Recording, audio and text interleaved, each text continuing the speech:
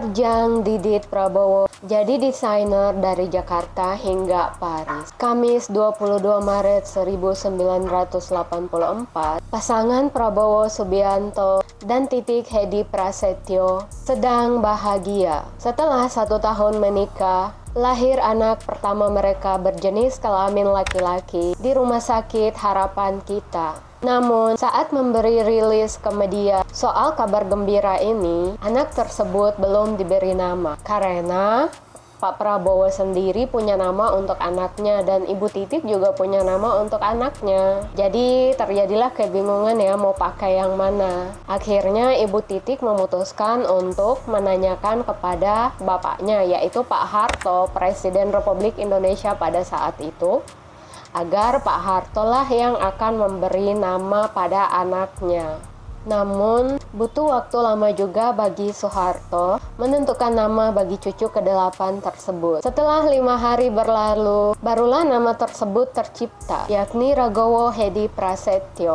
Dan Soeharto bakal memanggilnya Mas Didit. Didit menjadi anak yang cukup beruntung karena berasal dari 2 keluarga ternama di Indonesia, yakni keluarga Jojo Hadikusumo, yang mana buyutnya jadi pendiri BNI, dan kakeknya jadi menteri, serta keluarga Soeharto. Masa muda Didit menghabiskan banyak waktu di Amerika dan Prancis. Tak diketahui aktivitas lebih lanjut di 2 negara tersebut. Namun satu hal yang pasti, dia sempat tercatat sebagai mahasiswa di Parsons School of Design New York dan Paris sekitar 2003. Mengutip laman resmi Universitas, Parsons School of Design adalah sekolah mode bergensi di dunia yang berdiri sejak 1921. Didit mengambil jalan hidup yang berbeda dengan saudara-saudaranya. Alih-alih berpolitik atau berkecimpung di dunia bisnis, dia mantap menjadi desainer atau perancang. Kedua orang tuanya pun tidak mempermasalahkan keputusan tersebut. Selama berkuliah, Didit lewat situs resmi pribadinya menjelaskan sempat meraih penghargaan Silver Thimble sebelum dinyatakan lulus dan meraih gelar sarjana seni rupa perminatan perancangan busana pada 2007. Barulah setelah lulus, Didit pulang kampung ke Jakarta. Dalam wawancara by Designer April 2012, cucu Soeharto ini bercerita tujuan ke Jakarta adalah untuk menyusun portofolio supaya ia bisa mendapatkan pekerjaan pertamanya.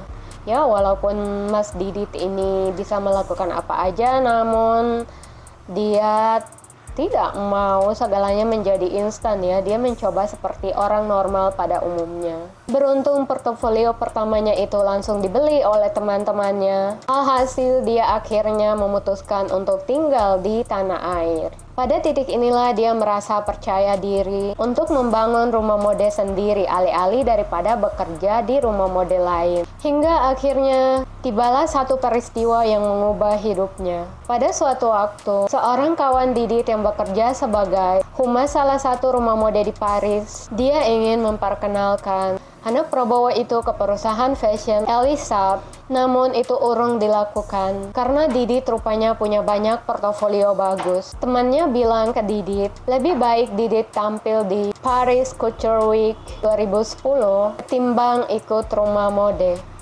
Awalnya Didit tidak percaya diri karena belum punya nama beken untuk tampil di acara bergengsi dunia tersebut. Namun berkat dorongan banyak orang, dia memberanikan diri tampil, memamerkan 45 rancangan busananya. Tak diduga hasilnya positif.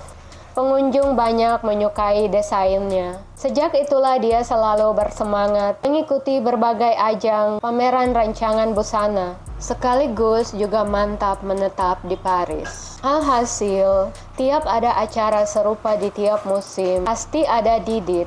Hingga akhirnya itu semua terbayar ketika dia sukses tampil di perhelatan mode terbesar di dunia, Paris Fashion Week. Kehadirannya di acara itu menambah daftar panjang nama desainer Indonesia yang tampil di sana. Berkat itu pula mulai banyak orang berdatangan kepadanya sebagai klien, termasuk berbagai public figure seperti Anggun C. Sasmi, Dian Sastrowardoyo, dan sebagainya. Sejak itulah nama Didit harum sebagai perancang baju dunia ternama asal Indonesia.